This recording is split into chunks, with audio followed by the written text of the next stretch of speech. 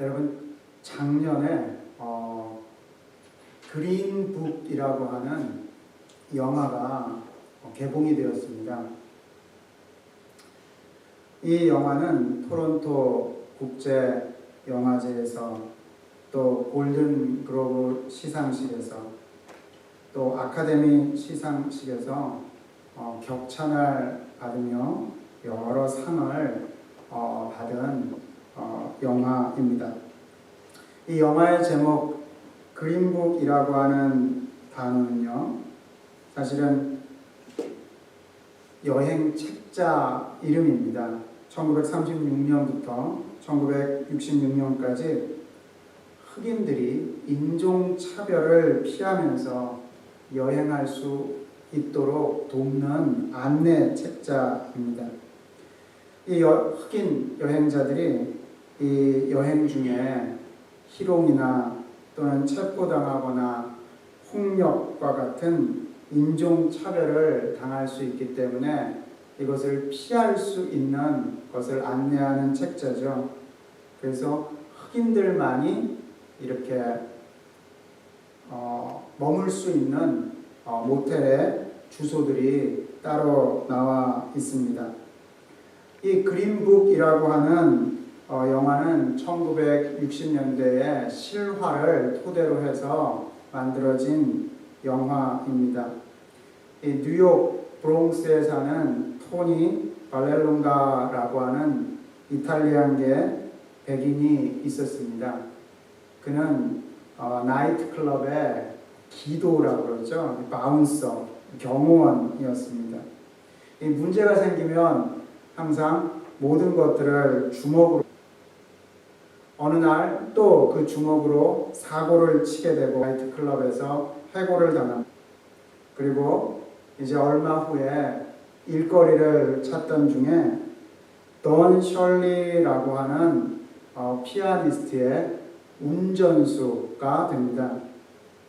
이 돈 셜리라고 하는 피아니스트는 2살 때부터 피아노를 치기 시작하였고 18살 때 차이코프스키 비마이너 협주곡이라고 하는 어려운 곡을 치고 또 19살 땐 런던 필하모닉 오케스트라와 협연을 했던 천재 피아니스트였습니다. 그는 이 맨하탄 카네기 홀 그 건물에서 오랫동안 그 당시에 살았고 그 이후에도 살았습니다. 그런데 그 피아니스트는 흑인이었습니다. 그러니까 이탈리안계 백인 사람이 흑인의 운전사로서 1960년대에 이제 취직을 한 것이죠. 참 생소한 일이 펼쳐진 것입니다. 그 당시에는 우리가 많이 들었듯이 이 백인과 흑인 간의 인종차별이 또 보다 분명히 있었죠. 그래서 분리되었지만 평등하다, 평등하지만 분리되었다라고 하는 원칙이 적용되었습니다.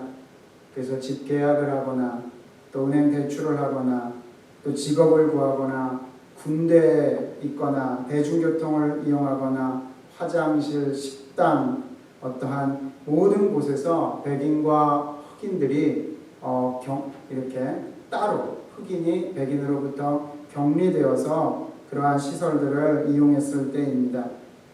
그러한 때에 이제 이러한 사회적 신분이 다른 흑인 피아니스트와 백인 이제 운전수가 피아노 연주의 투어를 떠나게 됩니다. 그 떠나는 곳이 미국의 남부 딥 사우스라고 하는 그 지역으로 피아노 투어를 가게 되고 그곳에서 두 사람이 이제 겪게 되는 어떠한 인종차별, 또 정확히 말하면 그 흑인 피아니스트가 겪게 되는 인종차별 가운데서 두 사람의 우정이 또 이제 그 영화의 중요한 주제 중에 하나입니다. 이 남부 투어를 두 사람이 하면서 이 운전수는 백인을 위한 깨끗한, 상대적으로 깨끗한 호텔에 머물게 되지만 그 백인이 모시고 있는 흑인 연주자는 상대적으로 열악한 호텔에 머물게 되죠. 그 호텔의 주소들이 바로 이제 그린북이라고 하는 책자에 이제 있는 것이겠죠. 어떤 때는 이 흑인 피아니스트 던 셜리는 이제 알라바마와 같은 차별이 심했던 곳에는 백인들에게 폭행을 당하게 됩니다. 식당과 화장실에서 그러한 일들을 당하게 되죠. 그랬을 때에 이 주인을 모시는 운전수 토니는 이 던 셜리를 위해서 이제 때로는 폭력을 사용해가지고 때로는 거친 말을 하면서 이 흑인 이 피아니스트를 다른 사람들로부터 백인으로부터 보호를 해주게 되고 그들은 점점 우정이 생겨나고 서로를 이해하게 됩니다. 근데 이 영화를 보면서 인상 깊었던 것은 이 흑인 피아니스트 던 셜리가 왜 남부 투어를 하는가, 왜 남쪽 지방 그 연주회를 갖는가 했을 때 사실은 레코드사를 통해 가지고 그 지역에 간다 할지라도 그곳은 3분의 1 정도의 그 연주 대가를 받는 곳이었습니다. 다른 곳에 비해서 3분의 1밖에 못 받는 곳이었는데 이 던 셜리라고 하는 사람이 의도적으로 바로 유색인종 흑인이었던 자신의 존재를 드러내면서 그 차별에 맞서면서 일부러 그 남부 투어를 했던 것이죠. 근데 그는 어릴 때부터 이 자메이카 이민자 출신이었는데 어릴 때부터 매우 신사다운 이 뭐라 그럴까요? 품위를 유지할 수 있었습니다. 그것을 또 훈련받았고요. 근데 반면에 운전수 토니는 항상 여행 중에 거친 언사와 폭력을 이제 행사하는 경우가 있었습니다. 그래서 이 피아니스트가 보호를 받는 경우도 있었지만 또 난감한 상황에 처하게 되는 경우도 있었습니다. 그랬을 때에 이 운전수 토니에게 셜리가 이렇게 말합니다. 폭력으로는 절대로 이기지 못합니다. 토니. 자신의 품위를 지킬 경우에만 승리할 수 있습니다. You never win with violence. You only win when you maintain your dignity. 이 셜리가 말을 하게 되는 거죠. 그는 피아니스트이면서 동시에 또 박사학위가 있었습니다. 이 던 셜리는 자신의 디그니티를 자신의 위엄을 어떻게 지켜나가는지를 알고 있었던 것이죠. 아무리 백인들이 자기에게 차별을 한다 할지라도 언제나 비폭력적으로 자기의 위엄을 드러낼 수 있었던 것입니다. 저는 그 영화를 보았었고 또 이 말씀을 준비하면서 이 영화와 겹치는 내용을 발견했던 것이죠. 다시 말하면 우리 그리스도인도 마찬가지로 온전하게 그리스도인의 정체성을 가지면서 자기의 위엄, 그리스도인으로서의 디그니티를 지켜 나갈 필요가 있다라고 하는 것을 새삼 깨닫게 됐습니다. 결국 우리는 내가 누구냐라고 내가 깊이 인식하고 있는 거에 따라서 우리는 행동하기 때문에 그렇습니다. 내가 어떤 존재냐라고 하는 그 바탕 가운데서 우리가 다른 사람을 대하게 된다라고 하는 것이죠. 우리가 질문을 받는다면 당신은 어떠한 사람입니까? 라고 질문을 받는다면 정말 우리는 제일 먼저 또 제일 중요하게 나를 소개할 내용이 그 어떤 것일까요? 우리는 미국에 살고 있는 이민자입니다. 우리는 언어적인, 문화적인 장벽을 갖고 있는 사람입니다. 우리는 이러이러한 직업을 가지고 있습니다. 우리는 이러이러한 가족 배경을 갖고 있습니다. 우리는 얼마만큼 공부했습니다. 우리는 어떠한 건강상의 문제를 가지고 있습니다. 오늘 일부 예배 때는 성도님들이 참 아프신 성도님들이 눈에 확 들어왔습니다. 참 이 말씀을 전하면서도 우리 아프신 성도님들이 그 아프신 것이 자기의 정체성이 되지 않게 되기를 원하는 마음으로 말씀을 전했습니다. 여러분, 굳이 이 건강상의 문제가 아니더라도 정말 내가 누구냐라고 했을 때에 말할 수 있는 그 내용이 어떤 것일까? 그 어떤 것이 곧 우리의 위엄, 우리의 디그니티를 나타내는 것이다 라고 저는 생각되어집니다. 오늘 함께하는 이 말씀을 통해서 우리 자신이 얼마나 놀라운 존재인지, 그렇기 때문에 우리는 선한 일을 할 수밖에 없는 그러한 존재일 수밖에 없다는 것을 우리가 같이 확인하는 시간이 되기를 바랍니다. 먼저요, 우리가 어떠한 존재인가 라고 했을 때에 우리가 이 내용은 거듭거듭 우리가 되새길 필요가 있겠죠. 2장 4절 말씀 우리 같이 다시 한번 읽어보도록 하겠습니다. 2장 4절 같이 읽습니다. 시작. 긍휼이 풍성하신 하나님이 우리를 사랑하신 그 큰 사랑을 인하여. 여러분, 에베소서 말씀에서는요, 정말 엄청나게 그 하나님의 놀라운 계획과 사랑을 듬뿍 말씀하고 있어요. 이 2장 4절 말씀도 그 중에 하나입니다. 긍휼이 풍성하신 하나님이 우리를 사랑하신 그 큰 사랑을 인하여. 나를 향한 사랑, 우리를 향한 사랑이요, 정말 큰 사랑이다 라고 하는 것을 성경은 우리들에게 아주 분명하게 말씀하고 있습니다. 여러분, 우리는 사랑에 이루 말할 수 없는 사랑의 원천을 갖고 있는 사람들입니다. 바로 그 하나님의 그 큰 사랑을 우리는 받은 자들이다라고 하는 것이죠. 그럼 거꾸로 말하면 이 그 큰 사랑의 원천을 우리가 그 놀라운 그 사랑의 원천, 사랑의 샘에서 사랑을 받을 수 없으면요, 사람들은 꼭 다른 것으로부터 무엇인가 그 사랑을 채우려고 애쓰게 됩니다.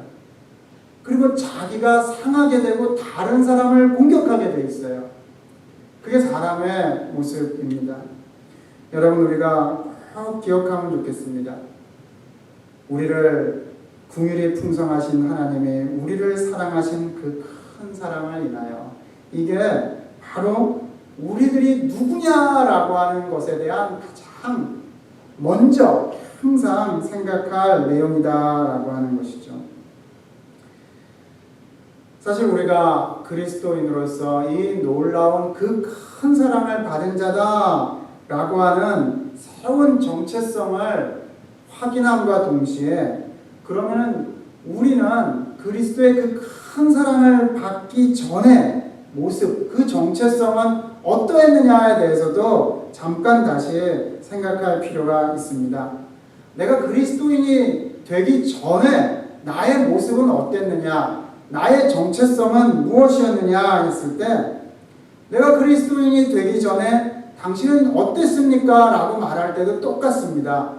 그 답이, 나는 그리스도인이 되기 전에 나는 어떠한 인종, 아시안이었습니다. 어떠한 가족적인 배경 가운데 있었습니다. 나는 그리스도인이 되기 전에 어떠한 재산을 갖고 있었습니다. 그러한 것들을 생각할 수 있겠죠. 근데 이것도 똑같습니다. 당신은 그리스도인이 되기 전에 어떠한 정체성을 갖고 있었습니까? 라고 말할 때요, 빠질 수 없는 내용이 있습니다. 그것은 뭐냐면, 내가 그리스도인이 되기 이전의 나의 모습은 우리가 이미 에베소서 2장 1절과 2절에서 본 것대로요. 나는 허물과 죄로 죽었었습니다. 나는 세상 풍조를 따라갔습니다. 나는 욕심대로 살던 사람이었습니다. 이 내용이 내가 그리스도인이 되기 전에 나의 정체성을 말하는 것에 있어서 선명할 때에 내가 그리스도인이 된 다음에 나의 정체성이 더 선명해진다라고 말할 수 있겠죠. 그래서 그것이 에베소서 2장 1절에서 3절까지 말씀하고 있는 내용입니다. 내가 그리스도인이 되기 전에 나의 정체성이 어땠는가? 바로 에베소서 5장 14절에 보게 되면 이렇게 말씀합니다. 그러므로 이르시기를 잠자는 자여 깨어서 죽은 자들 가운데서 일어나라. 그리스도께서 너에게 비추이시리라 하셨느니라. 여러분, 우리가 그리스도인이 되기 전에는 허물과 죄로 죽었던 자였고 잠자는 자였다라고 하는 것인데, 바로 그러한 자에게 빛이 비추어져서 생명으로 나오게 되었다라고 하는 것이죠. 생명을 얻었다.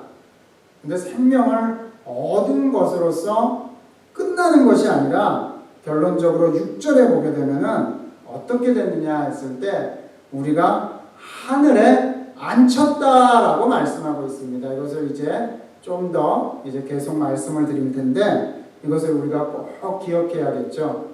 우리가 하늘에 앉혔다라고 말씀합니다.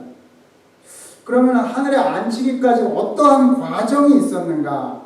그 과정에 우리가 특별히 주목을 해야겠습니다. 그 과정, 그 프로세스가 있었다라고 하는 것이죠.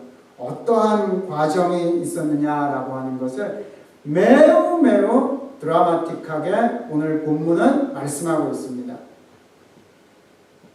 바로 2장 5절, 6절에서 말씀하고 있는 내용이죠. 허물로 죽은 우리를 그리스도와 함께 살리셨고 너희는 은혜로 구원을 받은 것이라.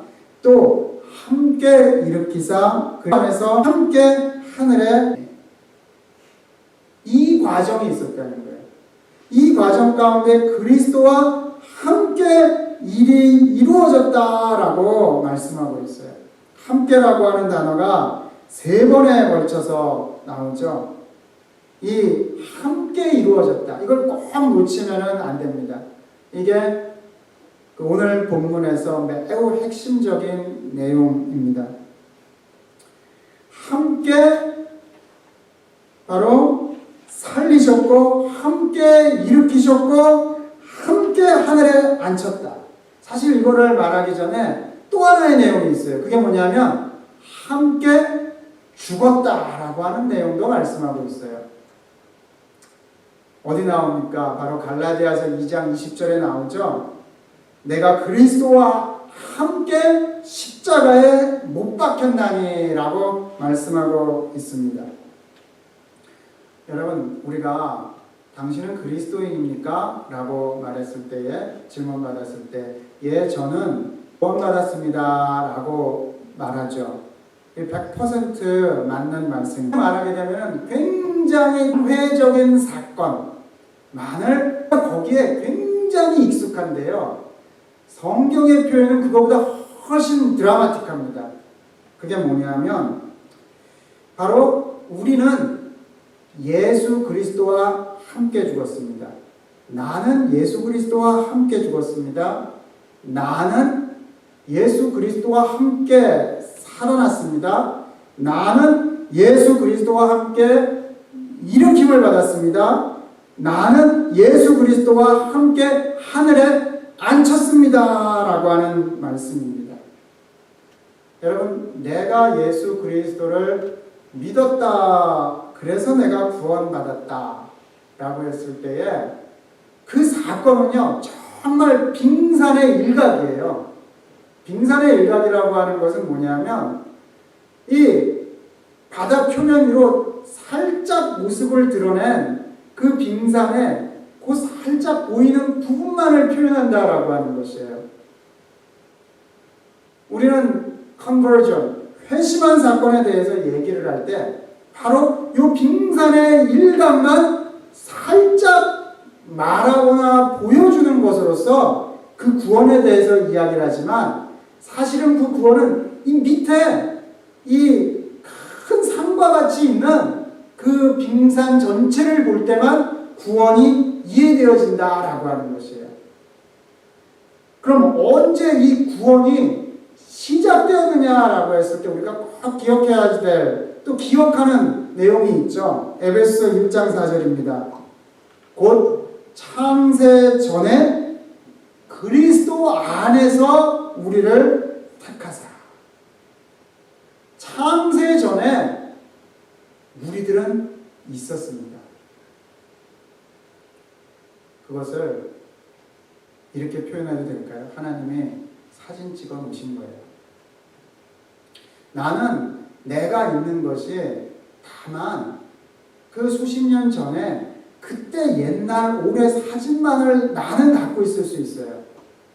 근데 하나님이 보시기엔 나는 언제였냐면 세상의 기초가 놓이기 전, 창세 전에 그리스도 안에서 택함 받은 자로서 있었다라고 하는 것이죠. 자, 그 다음에 나는 언제 어떻게 이 놀라운 구원에 참여하게 됐을까? 오늘 보았던 말씀을 다시 새롭게 보게 되기를 원하는데 그건 뭐냐면 예수가 자리에 있었다는 거예요. 여기는 우리들이.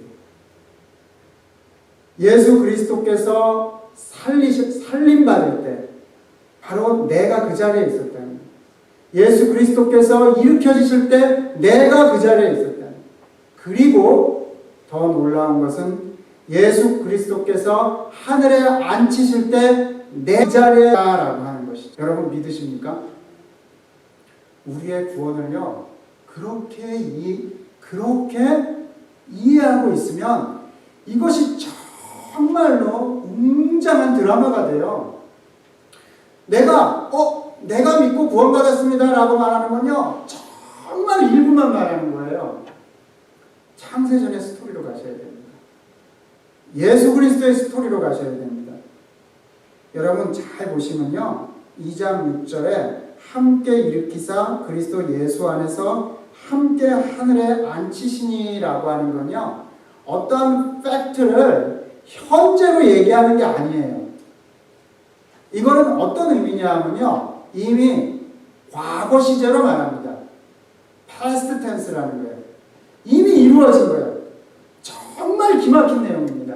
이건 뭐냐면은 여러분 아까 말씀드린 것처럼 우리는 그냥 내가 태어나서 현재까지의 사진만을 갖고 있어요. 그리고 앞으로 미래 사진은 안 갖고 있어요. 근데 성경은 예수 그리스도와 함께 죽고 살고 앉힌 사진까지 다 보여주고 있는 거예요. 너무 놀랍지 않습니까? 여러분 미래 사진을 받은 거예요. 하늘에 앉혔다는 건 뭐예요? 그냥 하늘에 저 구름 위에 그냥 앉아있다라고 하는 건가요? 이게 도대체 어떤 의미인가요? 그건 뭐냐면 하나님의 보좌 우편에 하나님과 동등된 자로서 역임을 받으면서 바로 그 자리에 함께 앉아있다라고 하는 것이죠. 우리들이. 여러분 우리 아까 찬송했지만 주와 함께 가려네 심판하는 그 자리까지 주와 함께 가려네. 이 내용이 사실 오늘 말씀과 어울려서 생각하면 뭐냐면요 심판받는 자리뿐만 아니라 심판하는 그 자리에 만물을 심판할 그 자리에 우리도 함께 앉히셨다라고 말씀하고 있는 것이에요. 여러분 이 스토리를 믿으시기 바라고 이 사진을 내가 이미 찍혀졌다라고 꼭 믿게 되기를 바랍니다. 여러분 주지사와 함께 바로 옆에서 앉아본 적 있습니까? 트럼프 대통령과 함께 앉아본 적 있습니까? 비교할 수가 없습니다. 하나님 보좌 우편에 하나님 옆에 그리스도와 함께 앉았다라고 하는 건요, 아무 것과 비교할 수 없는 큰 영광을 우리들에게 약속하셨고, 하나님이 보시기엔 이미 이루어졌다라고 하는 거예요. 하나님이 보시기에는. 여러분, 이러한 일들이 이루어질 때요, 이러한 일들이 이루어질 때 우리를 하나님의 보좌 우편에 그 하늘에 앉히시는 사건이 이루어질 때에 이 모든 프로세스가요, 어떤 마치 우편물 배달하듯이, 자, 당신은 구원받았습니다 라고 이 서티피킷 오듯이 그거 한 장 딱 받고, 또 하늘에 앉혀서 그냥 맹숭맹숭 나 혼자 어떤 의자에 앉아 있고, 그렇게 일이 이루어진 게 아니다라고 하는 것을 꼭 기억할 필요가 있습니다. 다시 말하면요, 예전에 제가 어떤 코미디 프로그램을 보니까 아주 서먹서먹한 관계를 이제 코미디로 이렇게 표현한 것들을 봤어요. 근데 서먹서먹한 관계가 뭐냐면, 그 신랑의 아버지와 신부의 아버지가 그 다른 사람 없이 둘이 같이 있을 때, 그 남자분들이 다 같이 앉아있고 그 공간 안에 있을 때 굉장히 서먹서먹하고 이거 어떻게 해야 될지 모르는. 근데요, 우리가 구원받은 사건이 어떻게 이루어졌느냐 했을 때에는 서먹서먹하거나 기계적이거나 비인격적으로 이루어진 게 아니다라고 하는 것을 꼭 기억해야 됩니다. 이게 어떻게 이루어졌냐면요, 이렇게 표현해도 될까요? 그리스도께서 손잡으심으로, 그리스도께서 어깨 동무하심으로, 자신이 죽으실 때 나와 함께, 자신이 사실 때 나와 함께, 자신이 일으키심을 받을 때 나와 함께, 자신이 하늘에 앉히실 때 나와 함께 그분께서 그 일을 하셨다라고 하는 것이죠. 여러분, 그렇게 잘 기억해야 됩니다. 이게 사랑의 관계였다 이렇게 표현할 수도 있는데요, 이게 더 깊게는 이렇게도 볼 수 있습니다. 아, 정말 그리스도와 함께하는 그 나와의 관계가 신뢰의 관계였고 믿음의 관계였다라고 하는 것을 선물 하나 툭 던져주면서, 그래, 이 선물 잘 받아봐, 이게 아니라는 거예요. 어떻게 우리들에게 찾아오냐면요, 사랑의 관계, 그리고 무엇보다 믿음의 관계를 통해 가지고 그 구원이 우리의 것으로 들어오게 됩니다. 그냥 기계적으로, 그냥 비인격적으로 뭘 하나 던져준 게 아니라는 거예요. 이게 바로 정확히 너희가 그 은혜를 인하여 믿음으로 말미암아 구원을 받았다라고 하는 의미예요. 아주 잘 생각하셔야 됩니다. 너희가 그 은혜에 의하여 믿음으로 말미암아, 이거를 이렇게 이해하게 돼요. 믿음이라고 하는 선물, 그렇죠, 믿음이라고 하는 것도 선물입니다. 근데 꼭 이렇게 생각할 수 있어요. 마치 동떨어진 비인격적인 그 어떤 것을 믿음이라고 생각한단 말이에요. 근데 믿음은요, 두 당사자가 있을 때만 가능한 거예요. 이건 더 정확히 의미하면은 바로 신뢰의 관계를 통하여서 구원을 받게 하셨다라고 하는 거예요. 이건 저의 이야기가 아닙니다. 종교개혁자들은요, 믿음으로 구원받았다라고 하는 걸 원인격으로 해석하지 않습니다.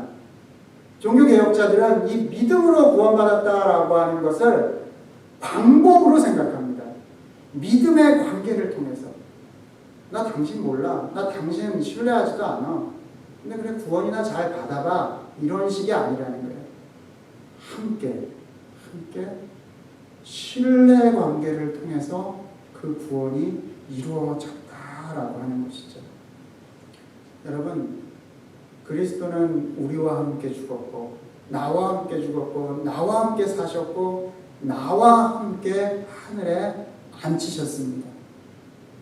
여러분, 우리는 나의 아이덴티티, 나의 생명을 내가 어디서 태어났고 나는 성장 배경이 어땠고 지금 무엇을 하고 있다라고만 말하게 되면 성경에서 말하는 나의 아이덴티티와 생명을 많이 잃어버리고 힘이 빠지게 되는 거예요.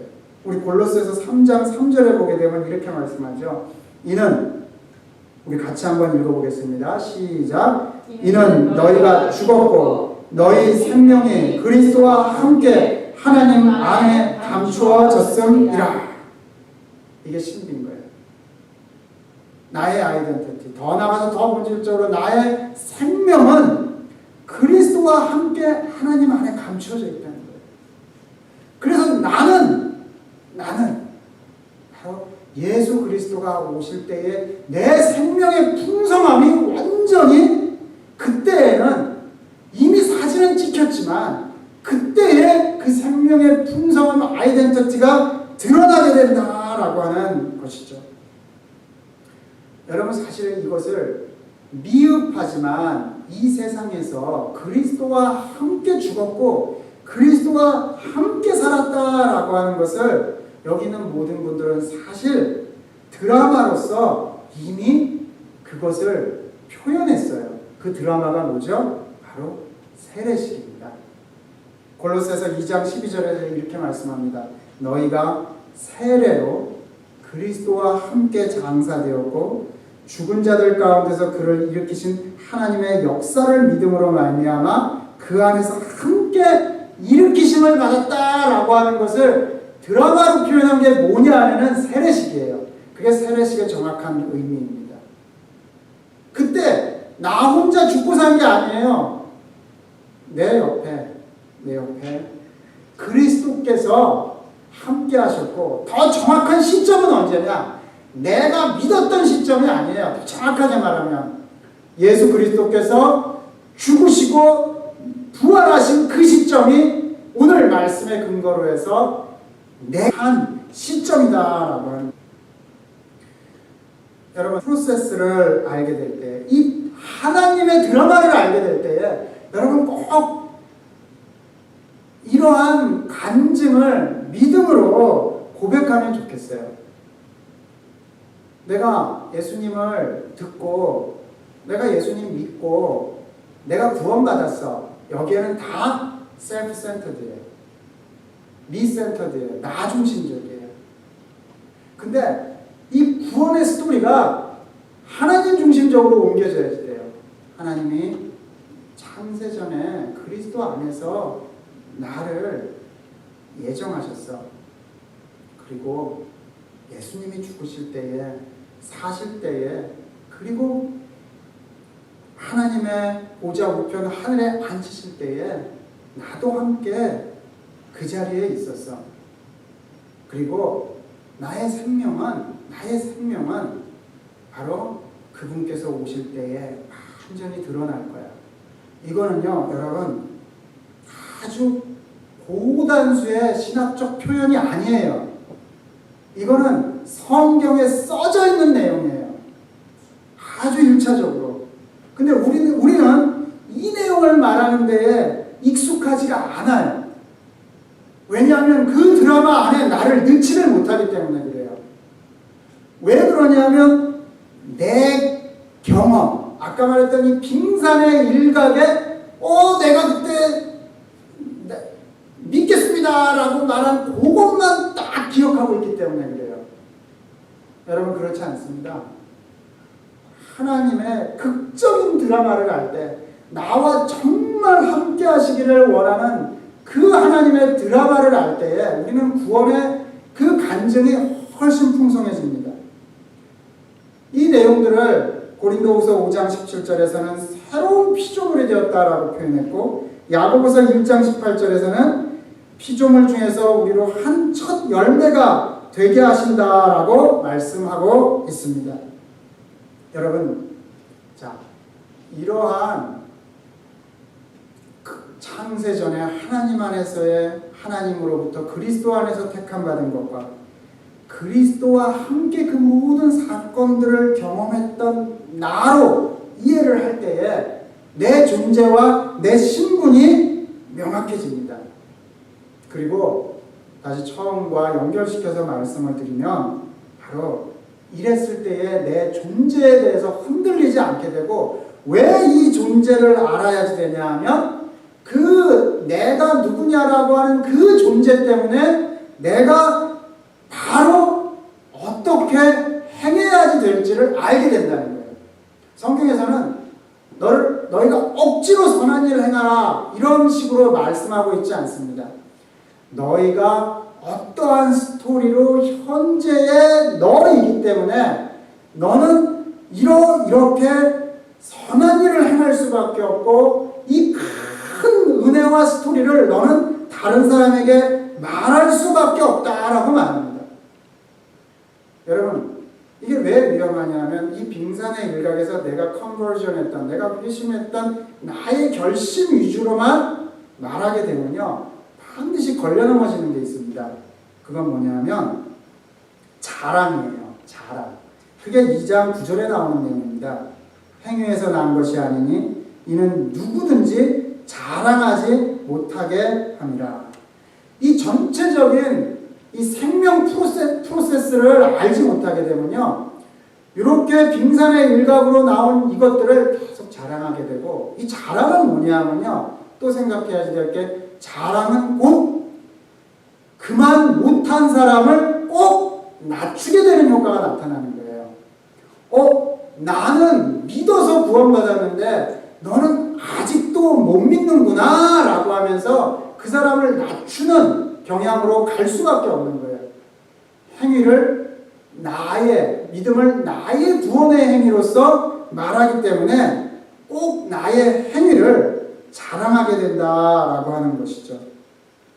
여러분, 우리 모두는 이 구원의 풍성한 드라마틱한 그 프로세스를 꼭 기억하고 꼭 간증하고 꼭 그것이 내가 누구냐를 말하는 정말 중요한 내용이 되었으면 좋겠습니다. 우리는 창세전의 사진도, 그리스도께서 죽으실 때의 그 사진도, 그리스도께서 하늘에 이미 앉혔을 때 나도 함께 있었다라고 하는 그 사진을 갖고 있는 사람들이다라고 하는 것을 꼭 기억할 때에 우리는 진짜로 감사하고 진짜로 거룩한 흥분 가운데서 살아가게 된다라고 하는 것이죠. 마지막으로 재미있는 한 가지 예화를 말씀드리고 말씀을 맺겠습니다. 1849년 12월 21일 날 사형 선고를 받은 한 청년이 있었습니다. 28살에 바로 러시아의 대문학 작가인 도스토옙스키입니다. 물론 그때는 대문호로서 호칭을 갖지는 않았을 때였죠. 여러 독서 모임을 통해 가지고 아주 사소하게 보이는 것 같지만 반체제 혐의를 받아가지고 형장의 이슬로 사라지게 되는 위험에 처하게 됩니다. 사형 선고를 받았어요. 그리고 다시 58도에 마이너스 58도의 추운 겨울에 이제 다른 2명의 눈을 가린 사형수와 함께 이제 사형대에 묶이게 됩니다. 그리고 그 사형수에게 도스토옙스키를 포함한 사형수에게 5분이 주어집니다. 자기에게 5분이 주어졌을 때의 그 심정을 나중에 쓴 백야라고 하는 소설에서 그것을 투영시켜서 말합니다. 그 5분을 어떻게 내가 보내야지 될까? 이 세상에서 숨 쉴 수 있는 시간은 단 5분뿐이다. 그중 2분은 동지들과 작별하는 데예요. 또 나머지 2분은 내 삶을 되돌아보는 데예요. 나머지 1분은 세상을 마지막으로 한번 둘러보는 데에 쓰고 싶다라고 말을 합니다. 짧은 5분의 시간이 눈 깜짝할 사이에 지나갔습니다. 이제는 죽는구나 라고 하는 바로 그 순간에 기적이 발생합니다. 멀리서 한 병사가 흰 수건을 흔들면서 달려옵니다. 바로 황제의 사면 명령을 받은 그 병사가 흰 수건을 가지고 달려왔던 것이죠. 이 실제로 도스토옙스키가 겪은 사건입니다. 그 마지막에 5분, 그것을 어떻게 2분, 1분을 어떻게 보낼까? 그 5분이 주어졌는데, 사실은 이것은 이제 황제가 계획한 사건이었지만 도스토옙스키는 그거 다 모르고 아주 충격적으로 그 사건을 경험하게 되죠. 거기서부터 풀려나게 되고 이제 4년 동안의 시베리아 유형 생활을 하게 됩니다. 여러분, 우리들에게도 이 영원한 시간을 생각을 할 때 사실은 우리들의 인생도 이 땅에서의 인생도 매우 짧다라고 말할 수 있겠죠. 여러분, 그 도스토옙스키가 그 사형에서 면에서 그 인생의 그 깊은 감사와 충격뿐만 아니라 감사를 경험할 수밖에 없었던 것처럼, 여러분, 우리들도 말씀드렸죠.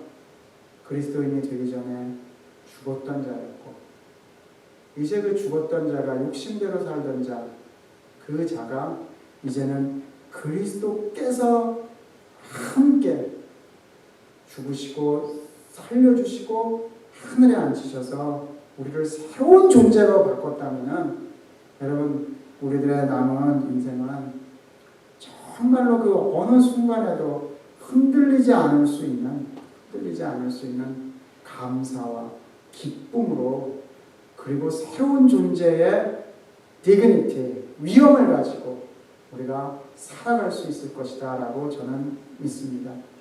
여러분, 이번 한 주간에도 내가 누군가, 오늘 들었던 말씀을 잘 기억해 주시고요. 이 잘 기억할 때에 내가 선한 일을 할 수밖에 없는 용기가 나에게 다시, 우리들에게 다시 일어날 줄을 믿습니다. 기도하겠습니다.